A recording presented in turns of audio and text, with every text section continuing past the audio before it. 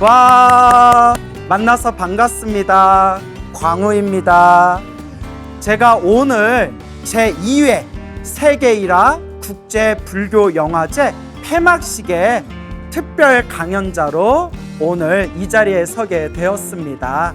이렇게 좋은 자리에 영광된 자리 저를 또 불러주셔서 진심으로 감사드리는 바이고요. 앞으로도 이렇게 우리 세계 1화 국제불교영화제가 더욱더 크게 흥해가지고 많은 불자분들 또 더 많은 분들에게 좋은 영향력 미치기를 바랍니다. 국제영화제 화이팅! 2022 세계 1화 국제불교영화제 오늘 폐막식과 폐막작 상영회에 함께해 주신 여러분 반갑습니다. 오늘 귀한 자리 함께 진행을 맡게 된 저는 아나운서 오기윤입니다. 반갑습니다. 네, 오늘 본 영화제는 코로나19 사회적 거리두기 지침에 따라 철저하게 방역수칙 함께 지키면서 진행하고 있습니다. 행사가 끝날 때까지 모쪼록 마스크 착용 꼭 해주시길 당부드립니다. 올해 이제 딱 2회째입니다. 앞으로 회를 거듭할수록 더 많은 분들에게 사랑받는 영화제가 될 수 있길 저도 함께 바랍니다. 자, 다음은 오늘 많은 분들이 기다리셨을 겁니다. 불교계의 소나무 광우 스님과의 대담 시간인데요. 스님께서는 연불에 관한 오해와 또 편견을 깨고 연불 정토 사상을 알려주셨습니다. 더불어 방송과 유튜브를 통해 언제나 많은 불자들에게 행복 메시지를 전해주고 계시죠. 자, 여러분께 소개합니다. 불교계의 핫한 소나무 광우 스님을 모시겠습니다. 큰 박수로 환영해 주십시오.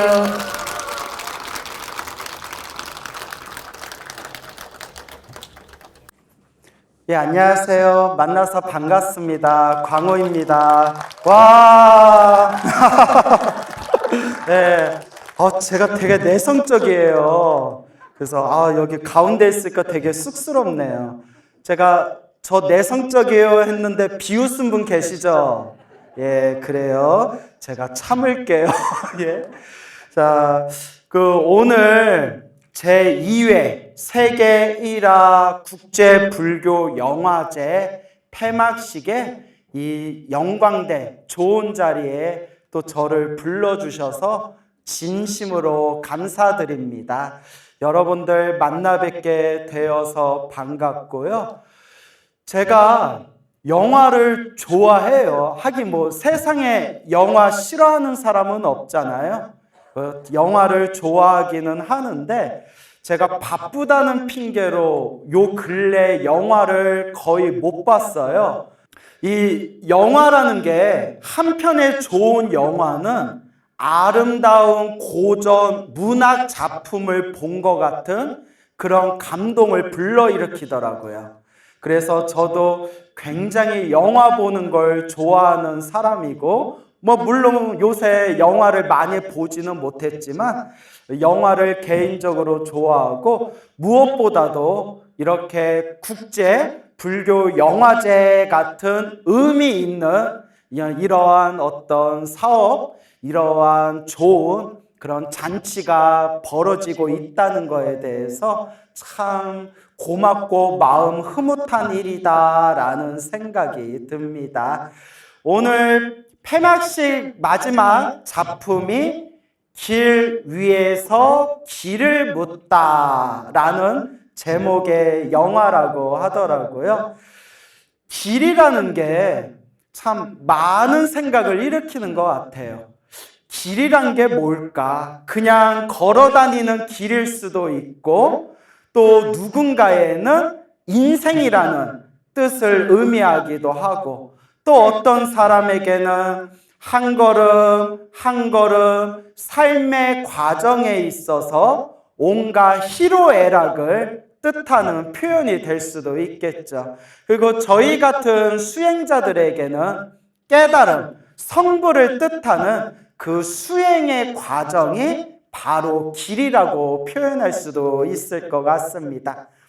부처님께서는 길에서 태어나시고 평생 길을 다니시고 그리고 세상을 떠나실 때에도 길 위에서 떠나셨습니다. 부처님이야말로 진정한 의미에서 길에서 나시고 길에서 걸어다니며 주무시며 밥을 드시며 마지막 숨이 끊어지는 그 순간에도 바로 길에서 그 인생을 마치셨죠. 그래서 갑자기 생각이 났는데 어느 노보살님께서 불교대학에서 부처님의 생애를 공부하고 나서 이런 말씀을 하시는 거예요.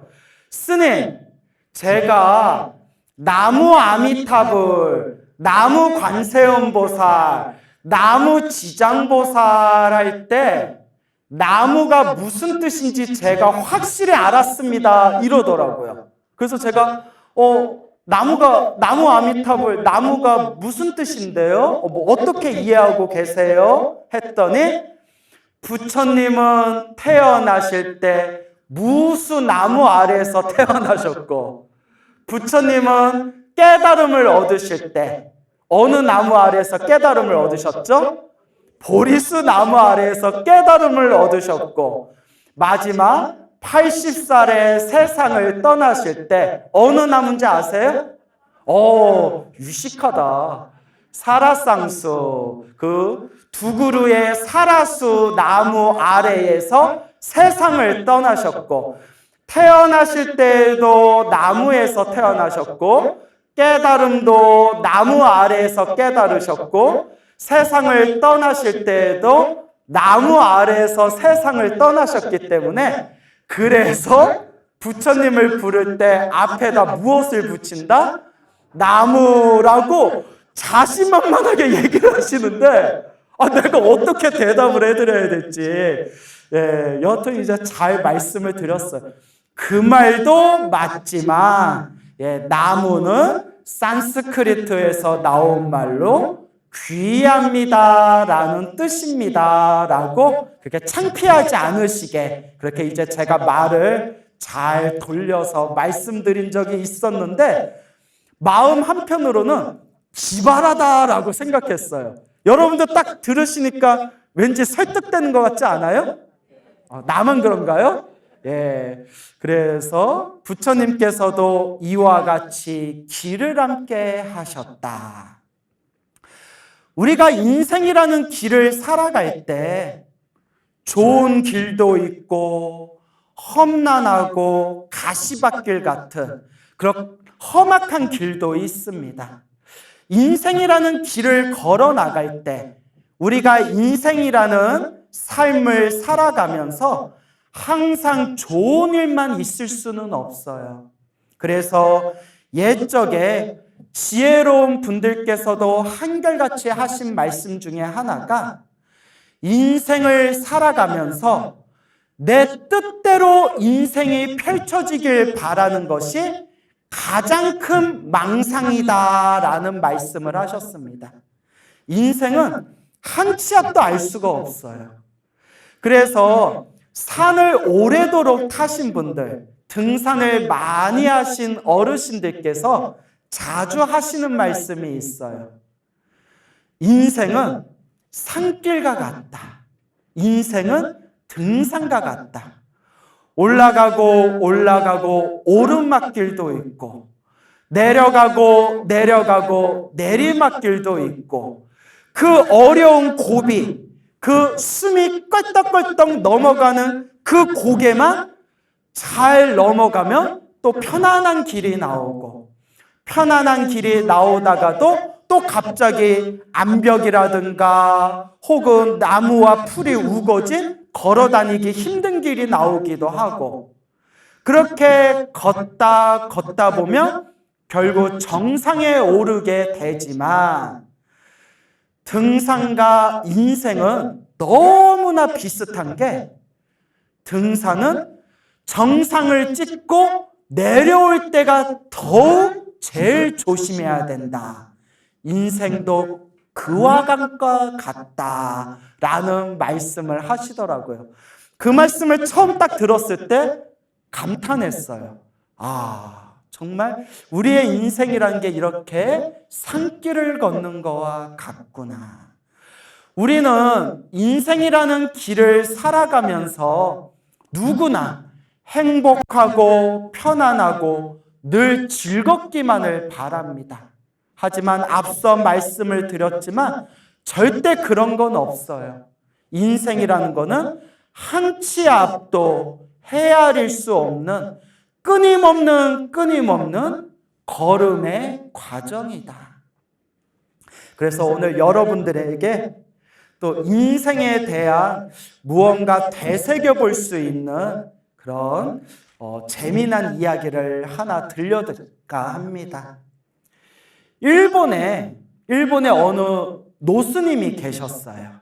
일본에 노스님이 계셨는데 그 노스님께서 아버지가 스님이셨대요. 이제 몇 년 전에 세상을 떠나신 노스님이셨는데 그 노스님께서 아버지가 스님이셨고 그리고 형제자매가 많았대요. 굉장히 집이 가난했다고 합니다. 가뜩이나 가난한 집안에 또 형제자매는 많아가지고 아니 왜 또 애는 그렇게 많이 낳아? 그렇게 형제자매들끼리에도 배불리 먹지 못하고 항상 어린 시절을 생각하면 가난에 찌들었던 그런 기억만 떠올릴 정도였대요. 아버지가 스님이셨는데 신도들한테는 참 잘했대요. 신도들한테는 참 잘하셨지만 자식들한테는 좀 냉정하신 분이었대요. 이렇게 훈훈한 정을 느낄 수 없었던 분이었고 어머니도 아버지 시봉하느라 절살림 일구느라 아이들 키우느라 그러니까 어머니도 마음에 여유가 없으셔서 그러니까 어머니께도 충분한 정을 받지를 못했대요. 그렇게 어린 시절 힘들게 자라오면서 이 스님이 젊었을 적에 출가하기 전에 젊었을 적에 인생의 목표가 뭐였냐? 돈을 버는 거였대요. 지긋지긋한 가난, 돈 벌고 싶다. 돈을 벌어서 내 인생을 정말 편하게 내가 어렸을 때 못 해본 거 다 해보면서 살고 싶다. 그래서 성년이 되었을 때 미련 없이 집을 떠나서 큰 도시에 가가지고 온갖 잡일을 하면서 돈을 벌기 시작했답니다. 그런데 이 젊은이가 돈을 벌기 위해서 사회생활을 시작한 이 젊은이가 그래도 머리가 좀 잘 돌아갔나 봐요. 세상 돌아가는 흐름을 보니까 이렇게 밑바닥에서 잡일을 하면서 한 푼, 두 푼 모아서는 부자가 되기 힘들겠다라는 생각이 자꾸 들더래요.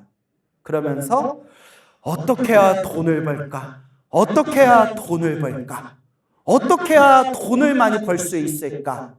그러면서 쉽게 많은 돈을 버는 그런 방법을 구하다 자연스럽게 질 나쁜 친구들을 사귀게 되었고 그 과정에서 야쿠자들하고도 친해지게 되었대요. 그러면서 범죄 조직하고도 연루가 되면서 조금씩 불법적인 일들을 해가면서 점점 돈을 벌기 시작합니다. 돈을 벌면서 30대, 40대가 되었을 때 정말 큰 돈을 벌었대요. 물론 올바른 방법으로 돈을 번 게 아니라 나쁜 방법으로, 불법적인 방법으로 꾀를 쓰면서 다른 사람들에게 상처를 주면서 큰 돈을 벌게 되었고 그때 시기가 한참 돈 벌 때 일본에 거품 경제가 한창 일어날 때였대요. 정말 그 당시 들리는 얘기에 의하면 일본이 미국을 앞지른다라는 소리를 들을 정도로 80년대 일본에 엄청난 거품 경제가 일어날 때가 있었답니다. 그때 그 시기에 이런저런 같이 사업을 하는 사람들끼리 꾀를 내가지고 온 재산을 투자해서 부동산에 모든 걸 올인하게 됩니다. 그런 와중에서 거품 경제가 완전히 꺼져버리면서 그 직격탄을 맞게 되었는데, 그 사업을 하면서 모았던 모든 돈을 다 날리게 되었고, 더 충격적이었던 것은 평생 같이 사업을 했던 그 사람들에게 배신당하고 배반당하고 뒤통수를 맞았던 거예요. 그런 와중에서 수많은 피해자가 있었고, 그 피해자 중에서는 스스로 목숨을 끊고 자살을 하고 집안이 풍지박살 나는 그런 가정도 있었습니다. 이 사업가는 자기도 피해를 받지만 서류상에 꼬인 문제와 같이 사업을 하면서 뒤통수를 맞았기 때문에 그에 대한 수많은 책임을 스스로 지게 됩니다.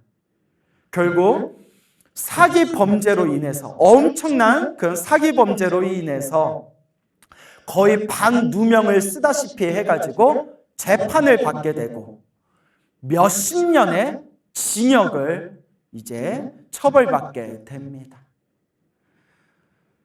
차디찬 그 50이 다 돼서 그동안 악착같이 피눈물을 흘리면서 누군가에게 가슴에 못을 박아가면서 그렇게 수많은 자기가 모아놨던 돈을 며칠 사이에 허공에 낙엽과 같이 다 날려버리고 모든 죄를 다 뒤집어 쓴 채 몇십 년이라는 형벌 속을 그 처벌을 징역을 받고 차디찬 그 감옥의 바닥에서 이렇게 누워있다가 가슴에 뜨거운 감정이 복받쳐 오르면서 눈물이 막 쏟아지더래요.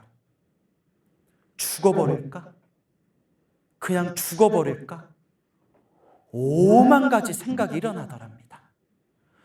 며칠을 울다가 웃다가 실성한 사람처럼 정신을 놓고 있을 때 문득 어렸을 때 아버지와 엄마가 해줬던 얘기가 갑자기 떠오르더래요. 몇십 년 만에 처음으로 생각하고 싶지도 않았던 돌아가신 아버지와 어머니가 어렸을 때 해준 그 이야기가 하나 싹 떠오르더래요. 얘야, 네가 앞으로 세상을 살아가면서 정말 힘들고 괴로운 일을 당했을 때 관세음보살을 불러라. 관세음보살을 불러라.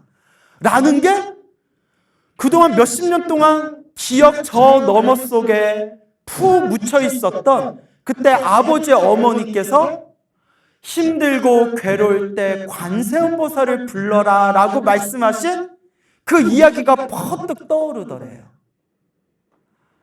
그리고 왜 사람은 힘들고 괴롭고 마음이 약해지면 왜 그때서야 부모님이 생각나는 걸까요? 여러분들도 그러시죠? 나만 그런가 보다. 부모님이 떠오르면서 눈물을 쭈르르르 흘리면서 자기도 모르게 정말 어렸을 때 이후로는 처음으로 관세음보살이라고 불렀답니다. 관세음보살, 관세음보살, 관세음보살이라고 관세음보살을 부르기 시작했다고 합니다. 처음에는 그 감옥에서 미친 듯이 마음속으로 관세음보살, 관세음보살, 관세음보살 연부를 하면서 원한, 원망, 분노. 왜 나는 이렇게 괴로워야 됩니까? 나는 왜 이렇게 고생하면서 살아야 됩니까? 내가 대체 무슨 죄를 지은 겁니까? 울부짖는 마음으로 원한과 원망 속에서 관세음보살을 불렀다고 합니다. 그렇게 한 달, 두 달, 몇 개월이 지났을 때 희한하게 관세음보살을 자나깨나 관세음보살, 관세음보살, 관세음보살 부르다 보니까 마음이 편안해지더래요. 그는 당연한 이치죠. 무언가에 우리가 정신을 집중하면 실제로 마음이 편안해지는 원리가 있거든요. 마음이 점점 안정되다 보니까 점점 생각이 정리되더래요. 내가 뭘 잘못했을까? 내가 뭘 실수했을까? 생각에 꼬리를 물다가 마지막에 문득 이런 생각이 들더래요. 마지막에 나도 돈 벌면서 참 못할 짓을 많이 했구나. 나도 누군가에게 이와 같이 큰 상처를 주면서 돈을 모았었구나. 라는 생각이 복받쳐 오르면서 그 뒤로부터 관세음보살을 연불 하면서 왜 내가 이렇게 고생해야 됩니까? 내가 왜 이렇게 내가 힘들게 살아야 됩니까? 라는 원망의 마음에서 관세음보살, 잘못했습니다. 정말 제가 잘못했습니다. 제가 누군가에게 상처 주고 누군가를 힘들게 하고 내가 범죄를 저지르면서 나쁜 죄를 저지르면서 지금까지 살아왔던 내 모든 삶을 제가 반성합니다. 관세음보살님 잘못했습니다 하면서 눈물을 흘리면서 진정한 의미의 속죄의 관세음보살을 부르기 시작했다고 합니다. 점점 더없이 마음이 편안해지는 겁니다. 관세음보살. 그렇게 2년, 3년, 4년, 5년 동안 그렇게 세월이 지나면서 관세음보살을 부르던 어느 날 감옥에서 생생한 꿈을 꾸셨대요. 꿈속에서 어느 산에 있는데 땡 하는 소리가 들리더래. 이 종소리가 어디서 들리지? 그 종소리를 따라서 올라가 보니까 작은 절에 법당이 있는데 법당 안에 어느 스님이 중얼중얼 독경을 외우고 있더래요. 중얼중얼 독경을 외우고 있는데 법당 밖에서 그 독경을 하고 있는 스님의 뒷모습을 바라보면서 한없이 마음이 편안하더래요. 한참 독경 소리를 듣고 있는데 꿈속에서조차도 몇 시간이 지난 것 같더래요. 갑자기 독경 소리가 뚝 멈추더니 그 독경하시던 스님이 싹 고개를 돌리면서 왔습니까? 오셨습니까? 하면서 자기를 딱 바라보는데 아버지였대요. 아까 아버지가 뭐 하던 분이라고 했죠? 스님. 돌아가셨던 아버지를 그때 꿈에서 처음 그 돌아가셨던 아버지, 그 아버지가 싹 쳐다보면서 자기를 쳐다보면서 왔습니까? 하면서 자기를 바라보는데 아버지의 얼굴이 딱 자기 얼굴로 변하더래요. 온몸에 소름이 쫙 돋으면서 꿈에서 딱 깼는데 껌껌한 새벽에 그 꿈을 꾸고 나서 하염없이 앉아서 옆에서 사람들이 보든 말든 잠자다가 그 새벽에 하염없이 대성통곡을 했대. 밑바닥에 있는 모든 서름을 다 토해내듯이 그렇게 울고 났더니 한없이 마음이 편안하더랍니다. 그 꿈을 꾸고 나서 며칠 후에 놀라운 소식을 듣게 됩니다. 그 사기범죄의 주범들이 잡혔다는 거예요. 그 모든 누명을 다 뒤집었었잖아요. 그 사기범죄의 주범들을 결국 잡아가지고 결국 이런저러한 여러 과정 속에 얼마 안 있어서 이제 가석방을 하게 되었다고 합니다. 가석방. 왜냐하면 자기도 일부분 그 사기 범죄에 참여한 건 사실이었거든요. 그렇게 나이가 들어서 감옥에서 나온 뒤에 그분이 선택한 것이 뭐였을까요? 머리를 깎고 출가를 하셨다고 합니다. 머리를 깎고 출가하시면서 부처님 앞에서 이렇게 다짐했다고 합니다. 부처님, 평생 제 잘못을 속죄하면서 참회하면서 이제부터는 다른 사람들을 위해서 살겠습니다 하고 몇 년 동안 큰절에서 승려 수업을 가진 뒤에 승려로서의 교육 과정을 마친 뒤에 어느 시골에 있는 지방의 절에 부임을 하게 됩니다. 차를 타고 한없이 시골에 가서 시골에서 내려서 그래도 비록 작은 절이지만 역사가 오래된 그 작은 암자에 딱 들어갔을 때 숨이 딱 막히는 줄 알았대요. 눈치채셨죠? 어디서 봤던 곳이다? 꿈에서 봤던 그 법당이 눈앞에 있더랍니다.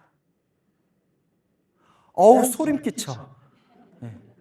자, 그 노스님은 그로 수많은 사람들을 위해서 수많은 봉사와 덕행을 펼치십니다. 알게 모르게 많은 사람들에게 그 이름이 널리 알려지게 되고 그리고 많은 사람들의 존경을 받게 됩니다.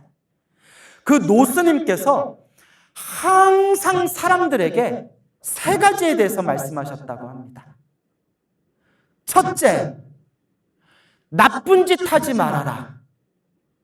자기가 어렸을 때부터 산전수전 다 겪고 온갖 일들을 경험하면서 지금 나이가 들어 세상 돌아가는 일들을 보니까 남의 눈에 눈물 흘리게 한 사람들이 결국 마지막에라도 피눈물을 흘리더라. 온갖 못된 짓을 하면서 부귀영화를 누리는 것 같이 보이던 사람들도 마지막에 그 사람이 위급하다는 얘기를 듣고 찾아가 봤더니 마지막에 가서야 한없이 눈물을 흘리면서 자신의 삶을 한없이 반성하면서 후회하면서 죽더라. 심지어는 남에게 피눈물 흘리면서 부귀영화를 누렸던 사람들이 그 자식들 세대를 봤더니 정말 말로써 표현할 수 없는 그런 고난과 고통을 당하는 걸 보았다. 절대 나쁜 짓 하지 말아라. 이번 생에 피해갈 것 같아도 다음 생이라도 받게 되더라. 제발 부디 나쁜 짓 하면서 살지 말아라. 평생 나쁜 짓 하면서 살았던 나의 양심선언이다 라는 말씀을 하시더랍니다. 둘째, 건강해야 된다. 자기 주변에 있었던 그 수많은 재벌들, 돈 많은 부자들, 온갖 영화를 누리던 사람들도 건강이 무너져 버렸더니 부귀, 영화 그 모든 돈들이 허공에 떠 있는 눈과 같더라. 건강해야 된다. 반드시 건강을 챙겨라. 마지막 세 번째는 마음이 편안해야 된다. 내가 젊은 시절부터 돈을 모아서 그 누구에게도 뒤지지 않을 정도로 온갖 유흥과 쾌락과 즐거움을 누리면서 돈을 펑펑 썼지만 그런 와중에서도 항상 마음에 채워지지 않는 갈증과 답답함이 있었다. 그렇기 때문에 더욱더 자극적인 즐거움을 찾으러 다녔다. 하지만 지금 거친 밥에 거친 채소 반찬을 먹고 있는 오히려 지금의 이 삶이 내 인생의 가장 편안하고 가장 만족스러운 삶이다. 마음이 편안해야 된다. 첫째, 나쁜 짓 하지 말아라. 둘째, 건강해야 된다. 셋째, 마음이 편안해야 된다. 이 세 가지를 명심하면서 우리가 이 인생이라는 길을 살아갈 수 있다면 마지막 우리가 이 숨이 다하는 그날에 그래도 흐뭇하게 미소 지으면서 그래도 내가 인생을 잘 살다 간 거다라는 생각이 들지 않을까라고 생각해 봅니다. 예, 저의 이야기는 여기서 마치겠습니다. 네, 귀한 말씀 전해주신 스님께 다시 한번 여러분 감사의 큰 박수 보내주십시오. 어떻게 좀 마음속의 깨달음과 좀 힐링이 되시죠? 네, 언제나 푸르른 소나무처럼 우리에게 행복과 깨달음을 전해주시는 광우 스님 오늘 이렇게 특별하게 모셨으니까요. 그냥 또 보내드릴 수는 없을 것 같습니다. 아마 함께하고 계신 분들 가운데서도 평소 스님께 궁금하신 부분 또 한번 나의 고민이나 내가 정말 이것만큼 알고 싶다 스님께 한번 명쾌하게 들어보고 싶은 것들이 있은 분들 계실 것 같은데요. 오늘 제가 특별하게 한번 기회를 들어보겠습니다. 스님 괜찮으시죠? 여기서 안 괜찮다고 해도 되나요? 괜찮다고 네, 해야겠죠. 좋습니다. 이게 선착순이니까요. 빠르게 손 한번 들어주십시오. 네, 질문 있으신 분? 네, 안녕하십니까. 제가 궁금한 점이 있는데요. 저희 요즘 이 세대 간, 그리고 계층 간, 성별 간, 나아가서는 지역 간의 갈등이 점점 심해져 가고 있는 것 같습니다. 이런 상황에서 이런 사회적인 모순을 해결하기 위해서 불교와 이제 불사들은 무엇을 할 수 있을까요? 갈등이라는 부분에 대해서 말씀하시는 거죠? 예. 진짜 우리가 인생을 살다 보면 수많은 갈등이 있어요.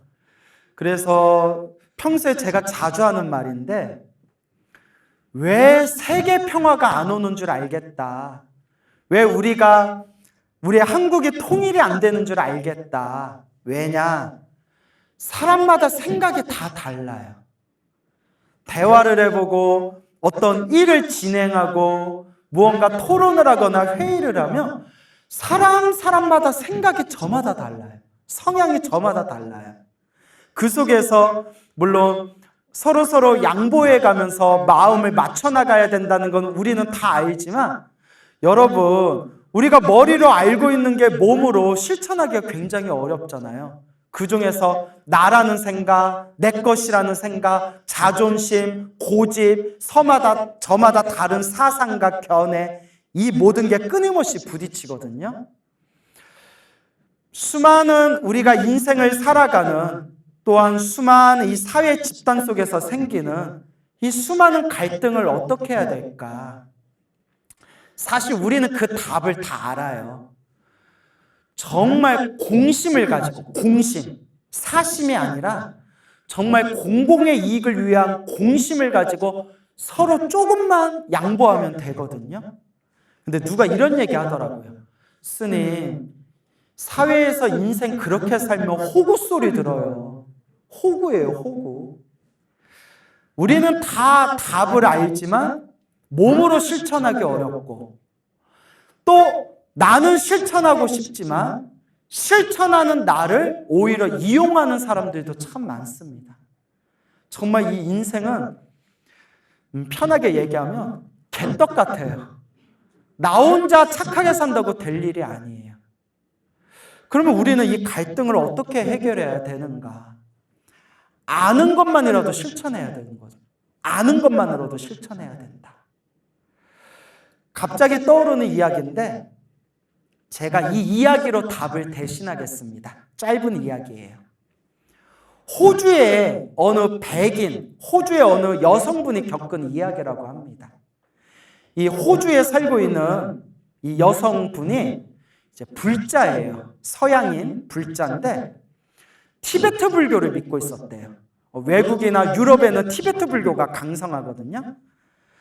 그런데 시어머니와의 고부 갈등이 굉장히 심했대요. 이 시월드는 한국이나 외국이나 비슷한가 봐요. 호주인데도 그 외국인들은 굉장히 쿨하잖아요. 그런 와중에서도 시어머니하고 굉장히 고부 갈등이 심해가지고 정신과 상담, 심리 상담을 할 정도로 스트레스를 너무 많이 받았대. 나 이대로 못 살겠다. 나 이대로 죽을 것 같다. 그러던 중에 그 티베트 스님께서 관세음보살을 매일 연불해라 그랬대요. 오늘 이상하게 관세음보살 얘기가 계속 나오네요. 의도한 건 아닌데. 그래서 집에, 서양인들은 집에 이렇게 불상을 많이 모셔놓는데요. 자주 이렇게 불상을 모셔놓은 그 자기 집에서 그 불상을 바라보면서 매일매일 관세음보살을 연불하면서 제발 시어머니를 미워하지 않게 해주세요. 제발 시어머니를 미워하지 않게 해주세요. 제발 시어머니하고 관계 좀 편안하게 해주세요. 막 기도를 했대요. 아발로키테 슈아라, 아발로키테 슈아라. 우리로 말로는 이제 관세음보살, 산스크리트어로는 아발로키테 슈아라, 아발로키테 슈아라. 하염없이 연불 했는데 잠을 자는데 하늘이 허공이 환해지면서 관세음보살이 내려오시더래요. 관세음보살님 정말로 오셨군요. 관세음보살님 한데 관세음보살님이 서프라이즈 막 이러면서 자기 앞에 딱 내려오는데 관세음보살의 얼굴이 누구 얼굴로 바뀌었을까요? 예. 저도 들은 얘기예요. 시어머니 얼굴로 딱 바뀌는 순간 에고머니나 하고 눈을 딱 떴는데 한바탕 꿈이었대요. 관세음보살님이 하늘에서 내려오셨는데 왜 관세음보살님의 얼굴이 우리 시어머니였을까? 그 순간 우리 시어머니가 관세음보살님이었구나. 되게 순진하죠? 우리 시어머니가 관세음보살이었구나. 그날부터 시어머니를 관세음보살님처럼 대했대요. 그러니까 시어머니가 당황해서 너 미쳤니? 너 왜 그러니? 너답지 않게. 어머니는 아발로케테 슈아라예요. 아바 뭐? 하면서 시어머니를 극진하게 대해줬더니 시어머니도 점점 마음이 열리면서 둘도 없는 친한 친구가 되었다 라는 이야기를 제가 들은 기억이 있습니다. 그런데 이런 경우는 굉장히 극적인 케이스예요. 그렇죠? 모든 사람들이 이렇게 기도하고 이렇게 가피를 받고 그런 극적인 체험을 한다면 이 세상에 고민할 일이 없죠. 다만 제가 말씀드리고 싶은 것은 우리 앞에 펼쳐진 이 모든 갈등은 우리가 공심을 가지고 조금씩만 노력하면 얼마든지 서로가 편안해질 수 있는 일인데 결국은 욕심이더라. 그 욕심. 그래서 여러분이 다 아는 이야기, 다 알지만 실천하지 못하는 이야기. 욕심을 버리면서 삽시다. 조금만 손해보면서 삽시다. 라고 말씀드리고 싶습니다. 이상입니다. 네, 스님 말씀 명심하겠습니다. 다음 질문 또 받아볼까요? 스님 안녕하세요. 그 영화 솔솔 드라마 스님께서 최근 감성 깊게 접힌 그 컨텐츠 무엇이고 그리고 그 이유에 대해 말씀해 주실 수 있을까요? 영화를 좋아해요. 영화를 좋아하는데 아까도 말씀드렸지만 볼 시간이 별로 없어요. 그래서 자주 못 보고 다큐멘터리도 굉장히 좋아하는데 또 자주 못 보고 말하다 보니까 욱하네요. 나 왜 이렇게 바쁘게 사는 거지? 웹툰을 좀 봐요. 웹툰. 그래서 웹툰을 원래 만화도 좋아하지만 좀 젊은 애들하고 공감하고 싶어서 그래서 젊은 애들을 눈높이에 맞춰서 또 불교에 대한 재미난 이야기를 해줄 수 있는 좋은 소재를 얻기 위해서 웹툰은 그 짧은 웹툰은 언제든지 스마트폰으로 바로 볼 수 있잖아요. 그런데 말 나온 김에 제가 굉장히 재밌게 본 영화가 있는데 거기에 재미난 에피소드가 있는데 제가 살짝 썰을 풀어도 될까요? 예. 20년 전에 정말 재밌게 본 영화가 있었어요. 불교 영화인데 삼사라라는 영화 아세요? 삼사라 인터넷 쳐도 나와요. 삼사라 아마 윤회라는 뜻일 거예요. 삼사라. 삼사라라는 영화가 2020년 전쯤에 만들어진 영화인데요. 종려 씨라는 유명한 여배우가 나오는 영화예요. 제가 그러니까 20대 초반이죠. 이렇게 풋풋할 때 20대 초반에 우연히 봤어요. 그런 영화가 있는지도 모르고 아마 TV로 부처님 오신 날 특집 영화, 심야 영화였던 것 같아요. 부처님 오신 날 심야로 특집 영화를 TV에서 보여줬는데 우연히 채널 돌리다가 한밤중에 밤에 그때 제가 TV를 한밤중에 켜게 된 것도 인연이겠죠. 영화가 싹 펼쳐지는데 티베트 스님의 이야기예요. 스님이 나오네? 너무 재밌는 거예요. 근데 간단하게 요약을 하자면 티베트 스님이 여자를 만나서 환속하고 결혼 생활하면서 그렇게 인생의 쓴맛 단맛 다 보다가 마지막에 이 모든 게 한바탕 꿈이었구나 그런 영화인데 아주 재밌었어요. 마음에 막 와닿는 것도 많고 너무 재밌어서 이 삼사라는 영화를 제가 어느 날 불교대학에서 강의하다가 우리 불자님들한테 너무 이 영화가 재밌다. 그거 이렇게 지금 영화를 뭐 다운받을 수 있으면 우리 이렇게 건전한 경로를 통해서 다운받을 수 있으면 꼭 봐라. 2번 봐라. 가족들하고 다 봐라. 이렇게 좋은 영화 보면 이게 바로 포교가 되는 거다. 삼사라. 보살님 받아 쓰세요. 삼사라. 애들한테 구해달라고 해서 꼭 보세요. 가족들끼리 꼭 보세요. 했는데 그 다음 주에 난리가 났어요. 스님 미쳤어요 하면서 난리가 난 거예요. 여기저기서 막 아우성 나고 내가 스님 때문에 못 살아. 남사스러워서 못 살아 이러는 거예요. 왜 그래요 했더니 그분의 어떤 분 말씀이 우리 광우 스님이 추천하는 영화라고 해서 애한테 구해오라고 해가지고 시어머니, 시아버지, 가족들 다 모아서 딱 틀었는데 너무 야하더란 거예요. 엄청나게 야하대요. 보신 분 있나요? 많이 야해요? 예, 엄청 야하대요.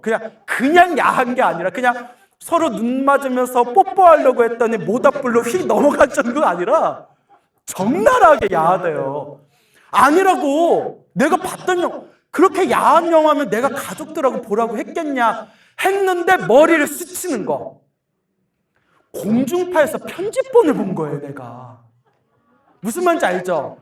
부처님 오신 날 특집 심야 영화 공중파에서 나는 공중파에서 가위질을 한 특집 영화를 편집본을 봤으니까 나는 야한 건 내용이 나온 줄 몰랐죠.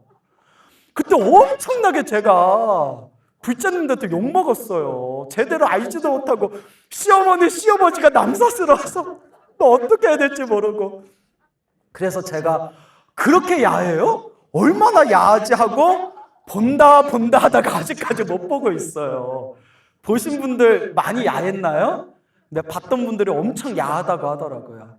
그래서 이렇게 좋은 영화도 반드시 누군가에게 추천할 때는 내가 신중하게 보고 추천해야 되는구나라는 그런 소중한 체험을 했습니다. 여기까지 하겠습니다.